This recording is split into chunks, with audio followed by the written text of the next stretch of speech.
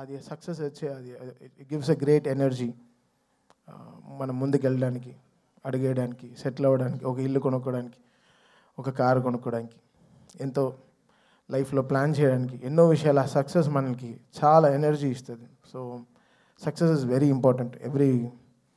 Success లేకపోతే నేను ఎప్పుడో చెప్పినట్టున్నాను, అది ఫిలిం నగర్ లోపల వెళ్ళలేము, అలా నేరుగా హైటెక్ సిటీ అలా వెళ్ళిపోతూ ఉండొచ్చు.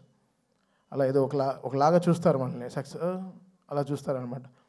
సో మేము ప్రే చేసుకున్నదల్లా ఒక సక్సెస్ కోసమే.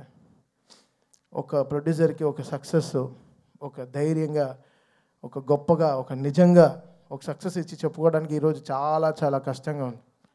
నెగటివ్ ట్రోల్స్, నెగటివ్ ట్యాగ్స్ ఎంతో వేసి, ఇప్పుడు దీని వెనకాల ఒక ప్రొడ్యూసర్, ఒకటి నిర్మాత ఉన్నాడు. అది కూడా తను ఎంతో కష్టపడి ఎక్కడి నుంచో ఊరంతా వెతికి చాలా డబ్బులు తెచ్చుకుని, సొంత డబ్బు కాకుండా ఫైనాన్స్కి తెచ్చుకుని ఒక సినిమాలో పెట్టేటప్పుడు ఆ కష్టం, అది మీరు పెట్టే ఆ నెగటివ్ ట్రెండ్స్లో ఒక ప్రొడ్యూసర్ ఎంత కూలిపోతున్నాడని మీకు తెలియదు.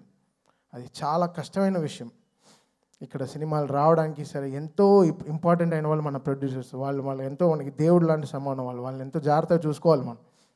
అది అందరు ఫ్యాన్స్కి ఒక బాధ్యత ఉంది, అందరి హీరోస్కి, అందరికీ మ్యూజిక్ డైరెక్టర్స్కి, ఎవ్రీ టెక్నీషియన్, ఒక లైట్ బాయ్, ఒక అన్నం పెట్టేవాడు కూడా ఒక ప్రొడ్యూసర్ని దేవుడిలాగా చూడాలి.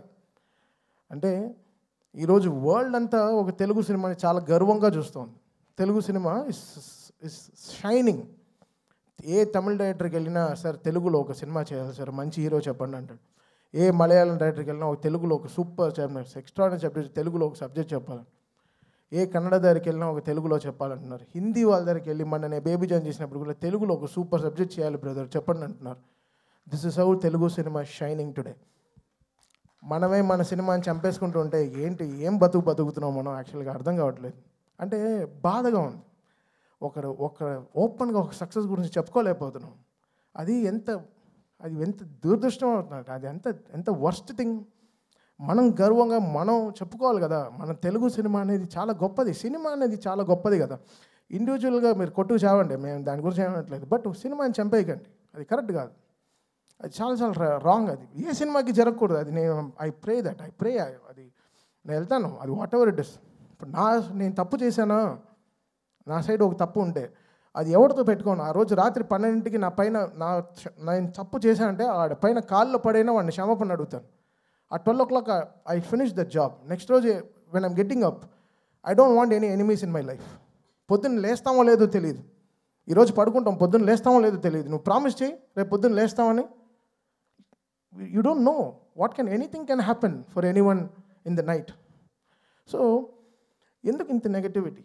ఒక మనిషి బతకడం, కోవిడ్లో చచ్చాం కదా, అందరం చచ్చిపోయాం కదా, ఇండస్ట్రీ చచ్చిపోయింది. మళ్ళీ లేపి మళ్ళీ తీసుకొచ్చి పెద్ద డైరెక్టర్స్ మన తెలుగు సినిమాని ఎక్కడికో తీసుకెళ్తున్నారు వరల్డ్ వైడ్.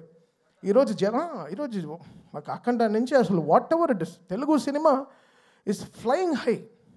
జపాన్లో సినిమా రిలీజ్ అవుతోంది, అమెరికాలో 10 million 15 million కొడుతోంది, ఆస్ట్రేలియాలో సినిమా రిలీజ్ అవుతోంది. అసలు వరల్డ్ కార్నర్స్, నార్వేలో ఫస్ట్ షోలు పడుతున్నాయి, ఎక్కడెక్కడో ఏవో జరుగుతున్నాయి, ఆఫ్రికాలో రిలీజ్ అవుతోంది, ఇంకా సౌత్ అమెరికా కూడా అయిపోతున్నాయి అనుకుంటా. ఇంకా వీ విల్ గో దేర్.